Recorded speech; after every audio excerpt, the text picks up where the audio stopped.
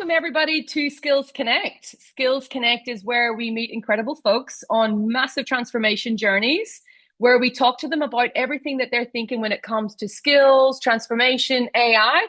We are super grateful to have Kay Smart here.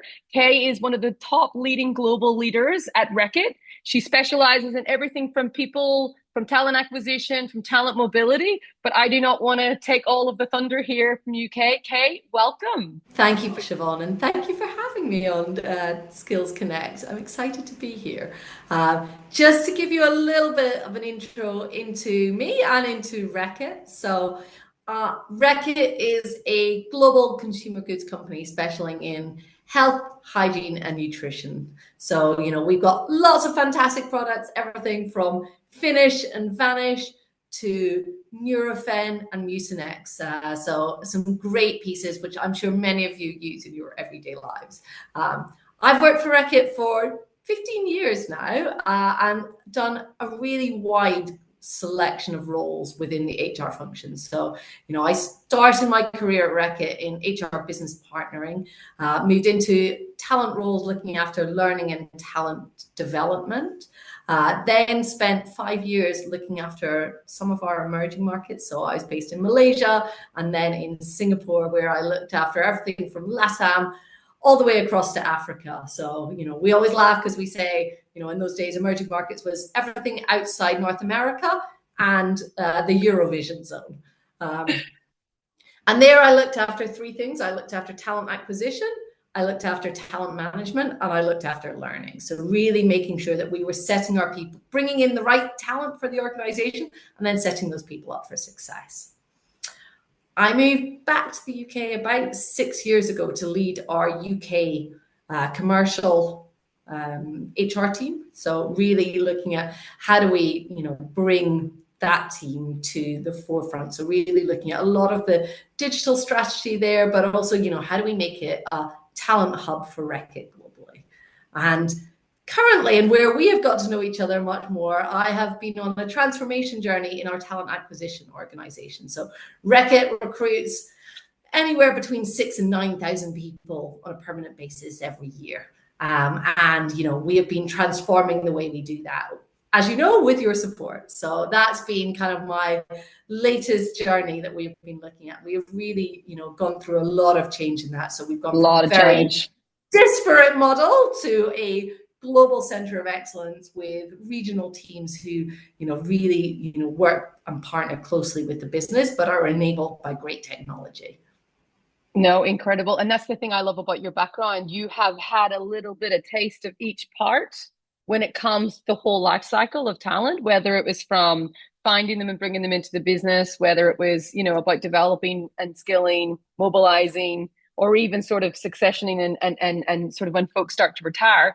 You really have touched not only the whole life cycle, but also, what have I got this right? 68 countries around the world is where Reckitt operates in, and you have pretty much touched every major region. So you've got not only the understanding of the full end-to-end life cycle, but also like the cultural and the changes and differences within each region, which that's why I was so excited about this conversation. And it's been one of the great joys of the job I do currently, which is I always think of TA as the commercial end of HR. It's where the rubber hits the road a lot of the time. And actually, if TA doesn't work, it's the only thing people want to talk to you about in HR. So actually really building great global consistencies, ways of working, and really great technology to enable us has made such a difference to not just the conversations we have in talent acquisition, but to the conversations we have throughout the HR lifecycle. And it's been a really fun piece. Not necessarily fun to start with, but it's been a fun journey going, actually, how do we keep that evolution moving? Yeah. So Kay, you know me very well, and you know me enough to know that there's little people always in my background. I'm being interrupted currently because someone has lost a tooth. Congratulations! Okay, mommy's on a podcast. You gotta leave me. Pillow. Okay, go. How'd you go? So this, you know the drill. This is pretty common on your side too. So that was a public announcement that Indy has lost her third tooth. So, in terms of, I mean, one of my fondest memories before we get into kind of your journey, one of my fondest memories was when we officially partnered together. We received a box of all the goodies from your business, and there was a fight in the office for who would get access to the Veet. It's a good one. We also have a lot of Reejig hoodies in our office, and I still see people strolling around in them today. I know, I love it. So, I love you it. know, We've a got a good new mutual love there. Exactly. We've got a winter collection coming out very soon. So one of the things that has been, for me personally, I was involved in sort of your transformation at a sort of step back level. But the thing that I have really enjoyed watching and going on the journey and learning and sort of pioneering this together was the whole way that you're thinking about this holistic talent. So a lot of organizations, when they're going through transformation, they break it down into the chunks and the streams, and those teams really are not super connected on the vision. The one thing that I have noticed, and no matter where I'm kind of operating in the world right now, one of the lasting impacts that I've had from the experience working alongside your team and the broader group at Reckitt was this complete alignment on this holistic talent. Tell us about, I mean, I would love to know, and I'm sure everyone else would love to know, like, how did you get to that point where you all had alignment on this was something that you had to go on the journey together with? Like, what happened? Where did that start? So I'm not going to lie, it actually didn't start holistically. It started within TA looking at how do we drive efficiencies for our TA teams. The teams were spending a lot of time sifting CVs, sourcing, looking for great candidates. We couldn't use our own candidate database well, so our ATS didn't give us easy access to the people that existed within our ecosystem. So we were spending a lot of time doing things which weren't necessarily value add. So we realized that, you know, as we drove efficiencies through our TA, we needed to find the right technology partner. However, I guess as someone who comes from a talent background, the more technology partners I spoke to, the more I realized that the how you do TA and how you do succession planning and internal people movement and mobility were so interconnected. And a lot of the providers out there really looked at one side of that puzzle, but didn't look at the other side of that puzzle. And I guess we were very fortunate to meet Reejig in their slightly earlier days. So we've been partnering for almost 3 years now. And we felt that ability to really innovate together. So that ability to shape, you know, for the needs of Reckitt and how do we do talent management, but which is also not dissimilar to how a lot of other big partners out there will do it. And actually using the technology that Reejig has enabled us to really look at our internal talent differently. So there's lots of amazing pieces we get from a TA perspective, but actually what we realized was if we were going to train an AI, we wanted it to do both of those parts, and we needed them to be done in the same way, off the same like base. Otherwise, we were going to be looking for one type of people when we searched for them, and then, you know, we were going to be rating off something very different when we were looking at development or succession, which doesn't make any sense to us as an organization. Yeah, and that's completely aligned with, you know, if you're hiring folks in a certain way and then like setting them on a career pathing or successioning in a completely different way, like you're setting the employee who enters into the business up for failure because we haven't got alignment between the end-to-end journey. And I think that was one of the things that was most powerful, that when we came into the picture, there was that alignment of we want to do this in a consistent way across the end-to-end journey, and this whole approach to, you know, actually creating zero wasted potential from end to end of the journey, which was incredible. And how did you get everyone on board? So there was, you know, your team, there was the core people leadership team. How, when you thought about the size of this transformation, because it wasn't a little transformation, it was really big. Like, how, what was the business case? Like, what were the reasons why, from a business perspective, they bought in? So I think for us, there were two key drivers. The first one was really looking at how do we improve our ability to attract more diverse talent. So how do we find different types of candidates and how do we bring them to the forefront? And that could be internally within our internal moves, but also externally. So that Yeah. ability to, look for, broaden our talent pools was a super key piece. Another driver for us was cost. Yeah. The reality is that, we knew that there were lots of benefits that could come, but, our ability to get our stakeholders on board came through actually showing them a business case which demonstrated the cost impact of, bringing in a provider which would take out a lot of the work which was non-value add, which would allow our TA teams and our talent teams to focus on the things that make a difference. So how do we attract the best candidate? How do we really deliver a great candidate experience? And how do we focus on diversity? So my teams, will have more time to do those things, which are kind of when we set up our model, what we built it on.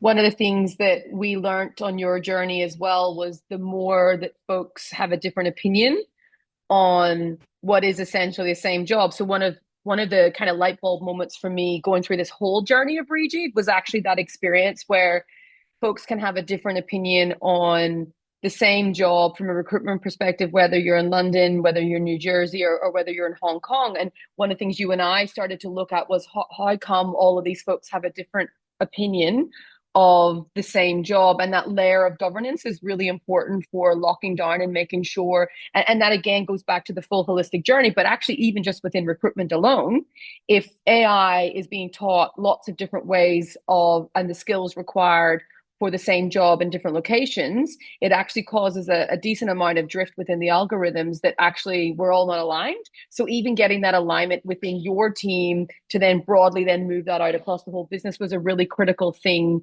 that we focused on. And honestly, Kay, that transformed the way that I thought about the whole model of AI, because it made me realize that actually inside of every business there's that same problem existing, and especially when you're a company with 68 countries with talent leaders and talent acquisition and talent management folks in every single region, that actually the governance of your data becomes more critical than we really realized.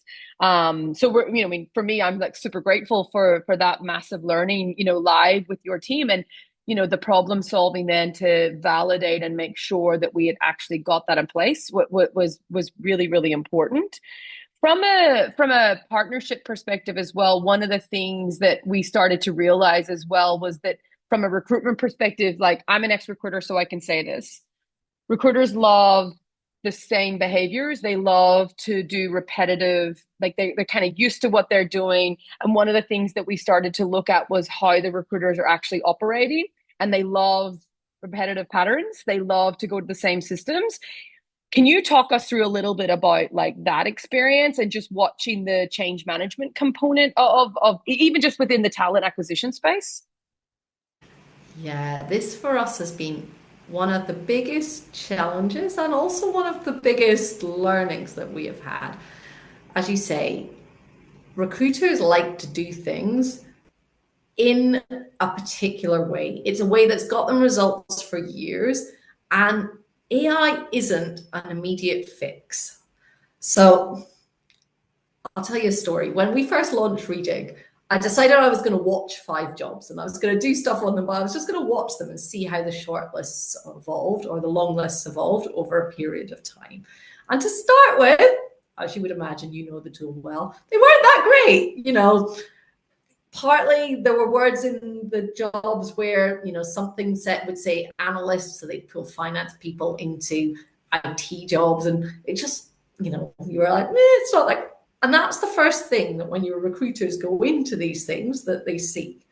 And what we realized was twofold, that, it takes time and learning from the AI to, really make sure that you got that evolution. So as I watched these 5 jobs over a period of about 3 months, actually as different recruiters around the world were working on them, those long lists and short lists got closer and closer to what, I would build if I was building a shortlist. And by the end of it, I was like, one of them was a senior sales role in the UK, which is a role I knew really well. And I knew the people from an internal perspective, if I expect to be it. All 5 of the people I had named in my head were sitting on that shortlist. And you realize that actually And now, whenever we go back to that sort of role, immediately we've got those. So how did we get the behavior change from the recruiters? The first one was consistent communication around why. We kept giving the same message around what was in it for them, what the benefits would be long term, and why they should change. And we thought that might work. And what we realized is it worked for probably the 20 to 25% of early adopters who were excited and saw the potential and wanted to work consistently on something for 3 months to see it. And for the other 75%, it didn't really work. And they didn't start to adopt. They were really excited to start with, and then they all just didn't use it and got back to doing their own things.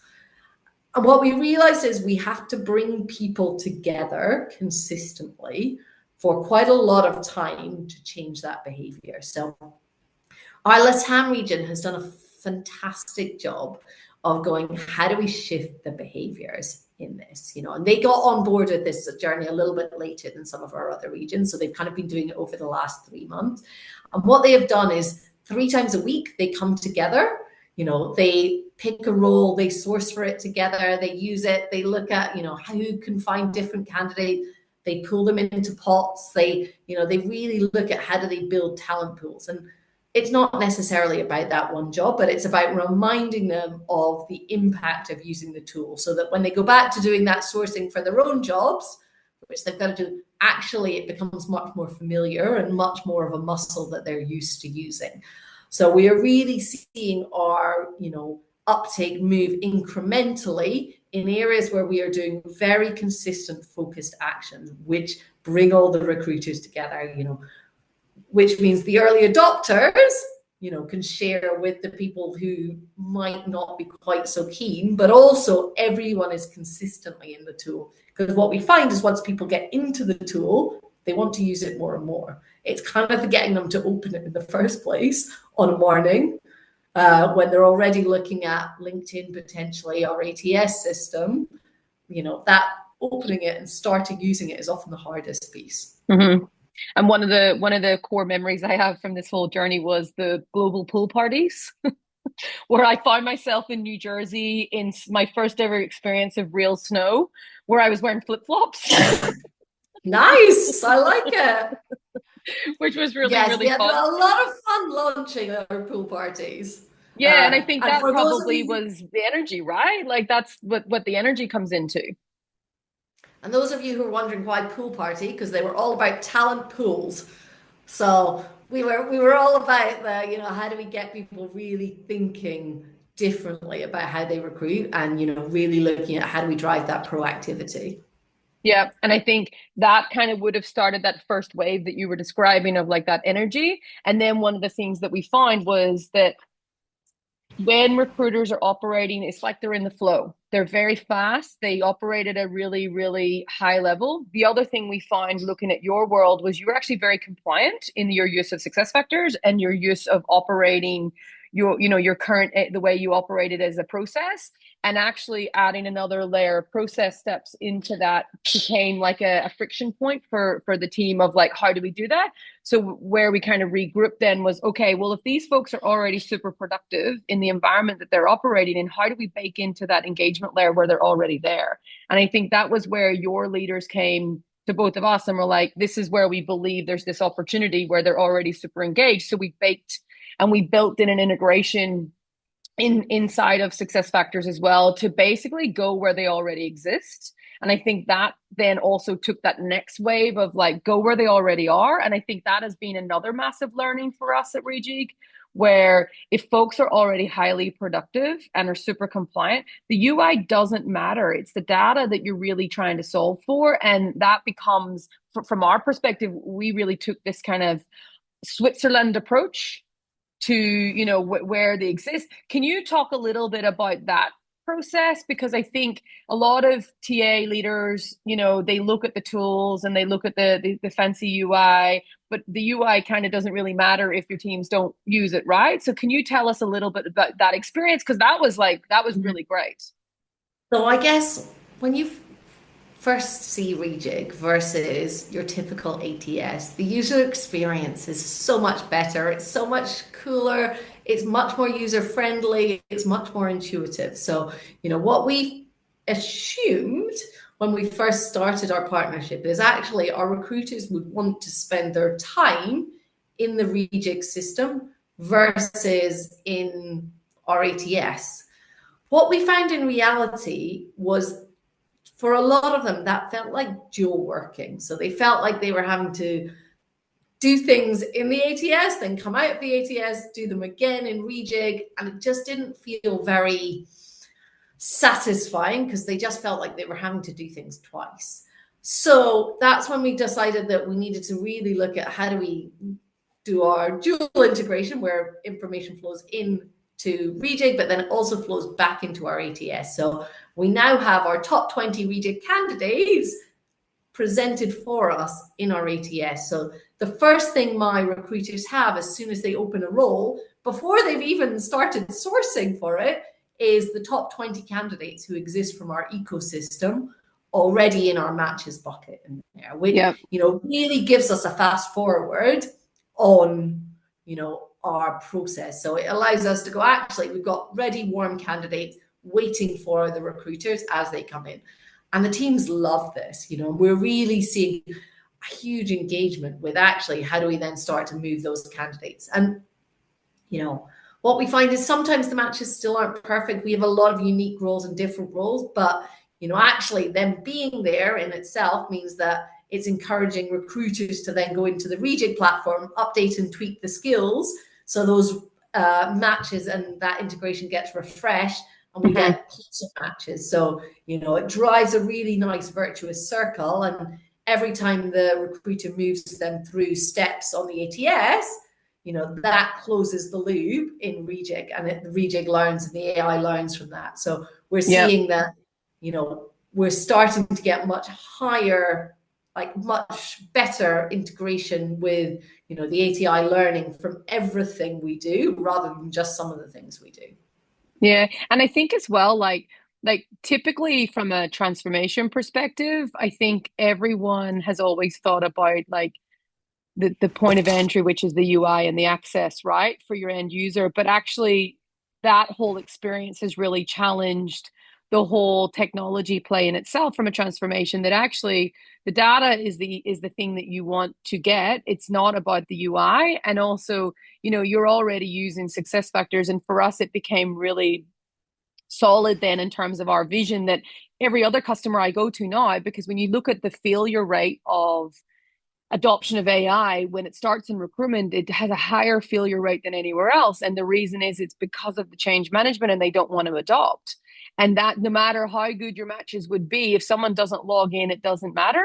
So I think that ability to be able to bake into where they're already engaged and really focus on that engagement layer, and whether that's through Teams or whether that's through your success factors or your HRS, it's the same concept, right? It's like kind of meet folks where they're at. And the one thing I know as a recruiter, I am a very fast recruiter. So if something slows me down, I'm going to get a little bit cranky.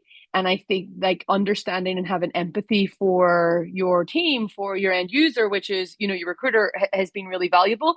And now with customers, we actually first recommend that they bake into Workday or Success Factors or wherever their point of entry would be, because it's a much better experience, especially when you think about that holistic approach to talent. Like some parts of it, as you know, in the succession planning is directly into Rejig UI.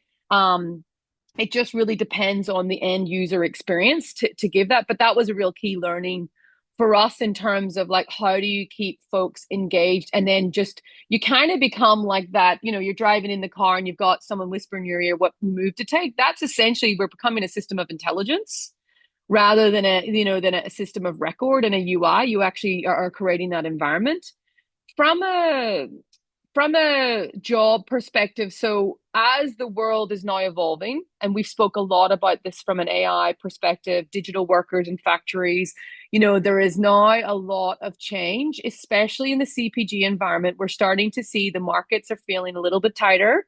There is a lot of things that are starting to happen around just rethinking the whole workforce strategy. When we were looking at the sort of use of how we think about work itself, we started to really break down, the people have skills, the jobs have tasks, and the tasks require skills. And we started building out the model in the back end of the system. Like, what do you believe in terms of whether it's in your industry or across the board? What do you think AI and the impacts of AI will be? Like, how do you feel? I know you've been doing a lot of sort of sessions and speaking gigs at the moment. Like, what do you think's going to happen? I think that the more and more people lean into it, the more they realize that AI is like an extra arm.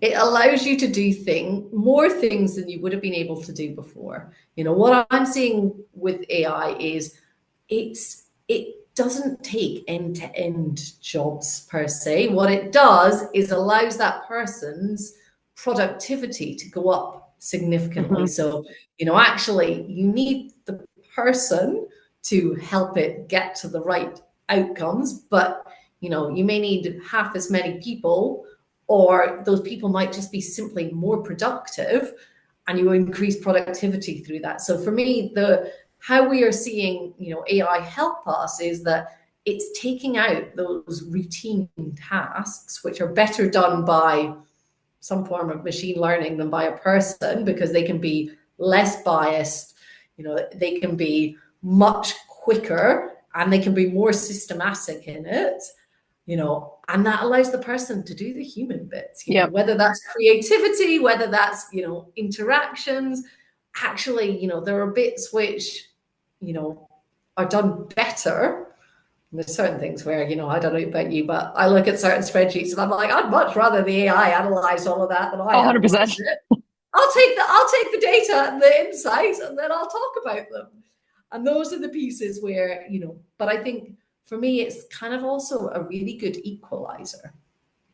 Actually, it's allowing people who have less skills in certain areas. So imagine you're not the best sourcer yet. You know, people have spent 15 years learning to be really great at sourcing. Actually, what AI allows you to do is be less good in that area, but actually get 80-90% of those results because you are using technology well to help you. And that for me is a piece which says, actually, it's really helping our DEI agenda, because it's allowing us to get different people into roles. So whether that's Hmm. in talent acquisition or whether that's somewhere else, actually, if we can get people who are building that skill set and who are comfortable with the technology, then we will start to be able to look at them for different roles as well. So I go back to that sourcing piece, which is potentially, you've got someone who has never done that before, and it's easier to teach them, how to use the technology than it is to Yeah. teach them the many years of the different ways you can source and build your own network and, go through those pieces. So, I find it's a super interesting piece in terms of actually it's helping us to really look at work differently. Yeah. Even on the succession planning, my typical experience in my previous career was the same people would exist in the 9 box grid, and we would always have the same folks always being suggested because they were kind of like the micro influencers in each region, and everyone knew who they were and they had had a whole pile of investment. When typically, if you scratch the surface, there is a deep level of expertise and incredible folks that no one just happens to know about. And I think whether it was in whether it was in hiring or whether it was identifying like your critical bench, the ability for you to think about and having folks and the AI make recommendations of folks that, are nearly ready for this or are ready now was also a game changer as well, because with that same concept of like fast tracking that experience for the sourcer, like from a talent development perspective, the time spent and going through and interviewing and having that whole development plan, that's a really long process, and typically folks are kind of not identified. And I think the beautiful thing that I love about AI in general and just what's possible is that like everyone's going to have a fair go, that there's that ability that no matter what your background, if you've got the skills and the potential, that you should be seen and heard. And I think that was really, very sort of driven into me whenever I built the product, was like, how do we make sure in any critical event, whether it's I'm starting a new job and I'm applying, or whether it's through, I'm now ready for a promotion, or it's whether I put my hand up, or whether I need to be redeployed. because my business is going through change, that everyone has that visibility. And I think that gives everyone, that meaningful work access, which I think becomes so powerful. And that's what I believe the power of AI really comes down to. It's that decision-making support, that good and fair voice that's helping you make that good and fair decision, and that that the AI models are driven, and the process that we've had to go through, from Workers' Council, from GDPR, from the ethical AI audits that we've had to do.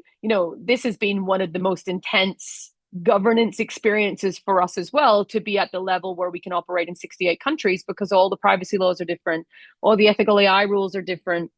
The workers' councils in each country are different. Yeah. So, there was an incredible amount of complexity that we had to go through as a team to navigate, because you were early doors on using AI, that how do we bring them on? But now sort of the whole world has evolved so rapidly that AI is now, if you're not using it, why not? So you've kind of already got through that whole process, which I think has been set a really strong foundation for Reckitt as an organization to now think about AI, because you did it really early. Before AI was hot, you were doing AI, which I think is incredible. And when it comes to your view, and there's a lot of talk about, ATSs that are being built that are recruiterless.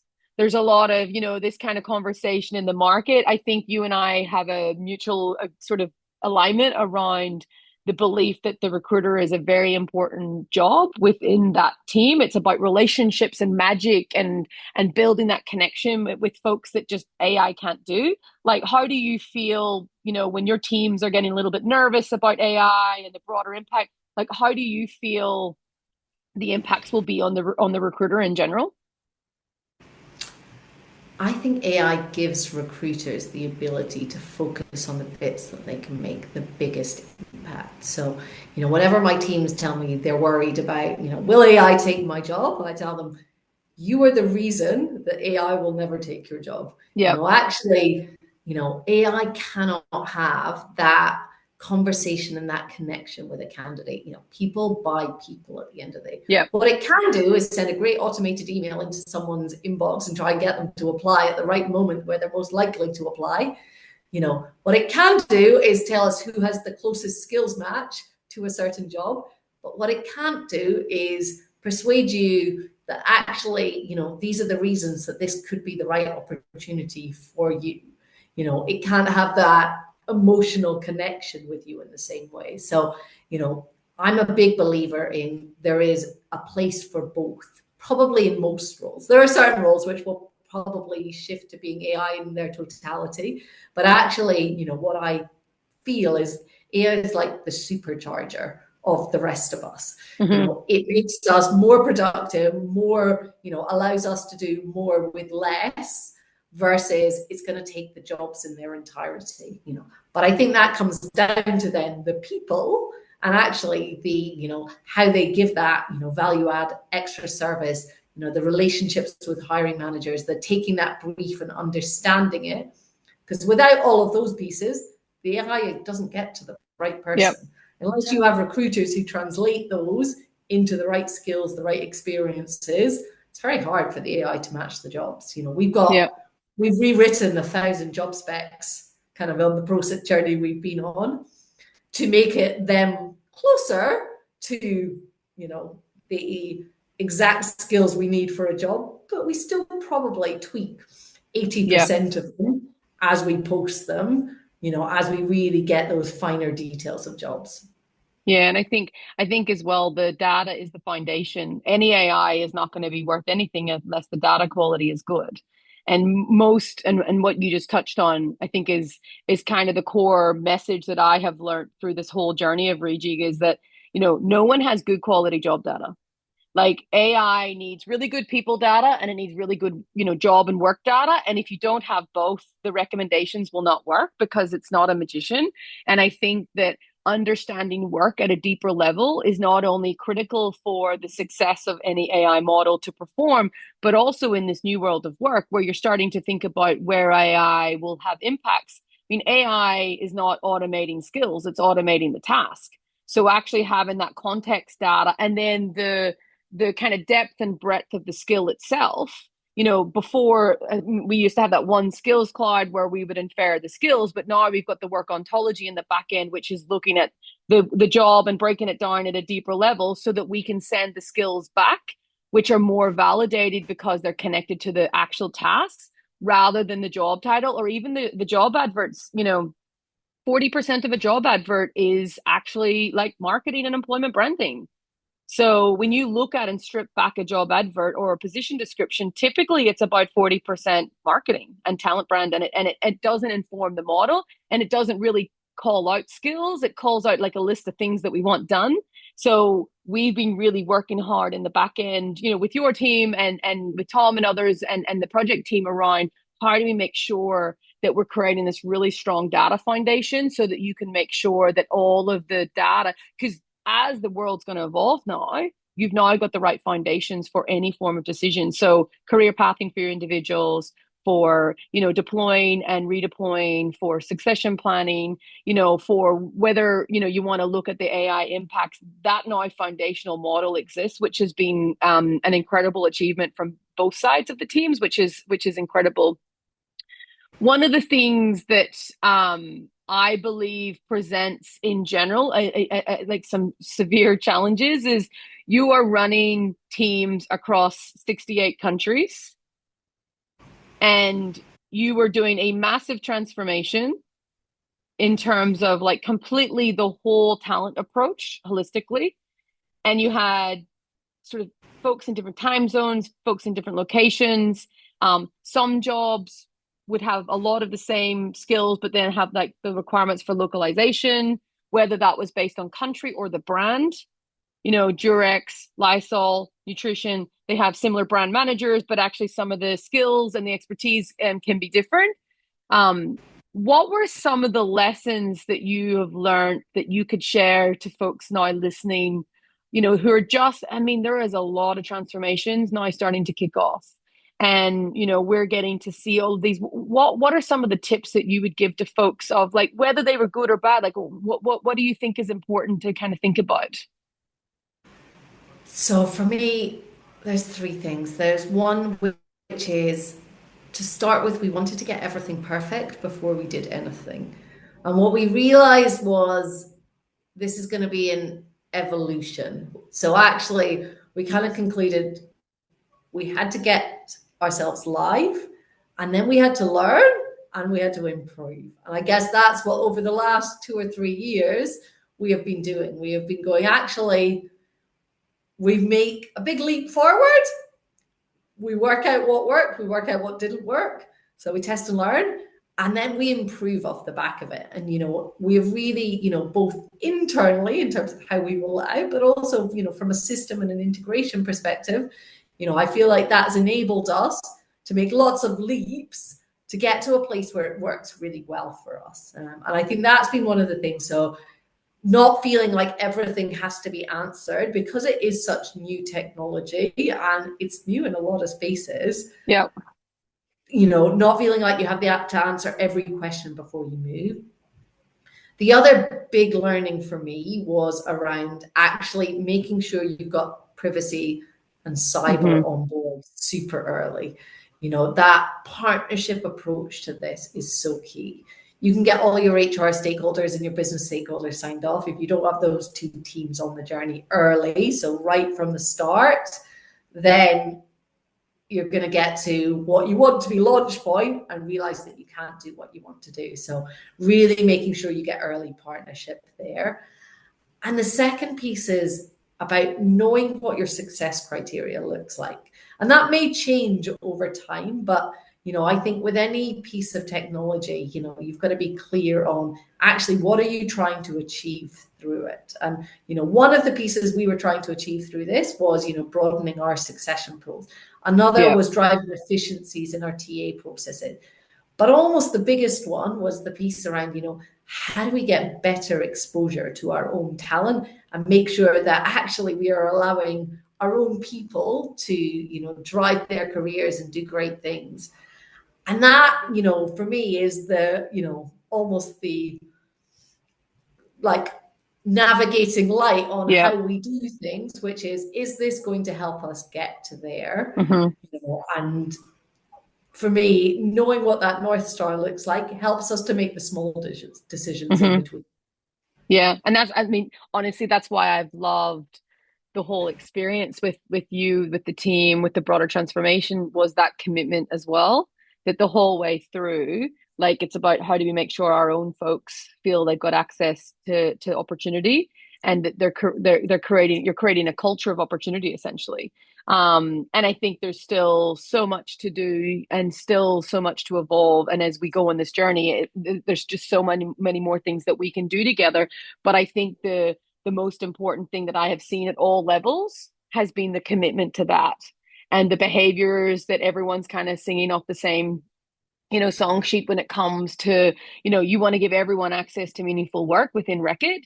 And that TA folks are not just thinking about external hiring, that they're thinking about, their internal workforce first, that you're looking at succession planning and, taking chances on folks where they may not be just 100% ready yet, but we want to give them a stretch opportunity. And I think, you do a lot of global mobility. Like, there is a lot of global movement that happens, around the organization as well, which I think is fantastic, because it gives everyone access to that, how folks are thinking in the broader scope. And I think that all really comes down to the leadership that's been put in place and the way that you folks have been really focused on this transformation.